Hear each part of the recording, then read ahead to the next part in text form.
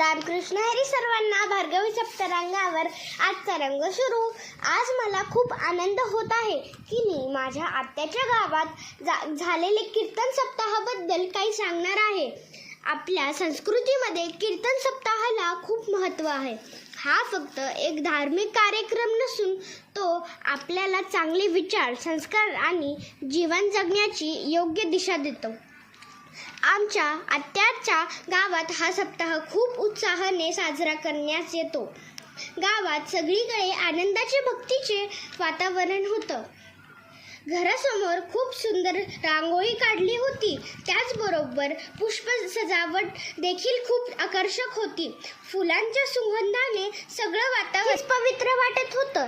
या कार्यक्रमामध्ये संतपूजनाचा कार्यक्रम खूप छान पार पडला.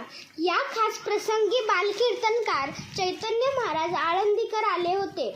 यांचं स्वागत सर्वांनी खूप आदराने आणि प्रेमाने केलं. महाराजांचे ओवाळून स्वागत केले. या सगळ्या आनंदाच्या क्षणामध्ये माझे बाबा देखील माझ्यासोबत होते. त्यांच्यासोबत हे सगळं अनुभवायला मिळत आहे. हे माझ्यासाठी खास होतं आणि विशेष म्हणजे त्या दिवशी संकष्ट चतुर्थीचा पवित्र योग देखील आला होता. गणपती बाप्पा यांच्या पूजनामुळे वातावरण आणखीच भक्तिमय झालं. तसेच चैतन्य महाराज आळंदीकर यांचा अभिष्ट चिंतन सोहळा देखील खूप आनंदात आणि उत्सवात साजरा करण्यात आला.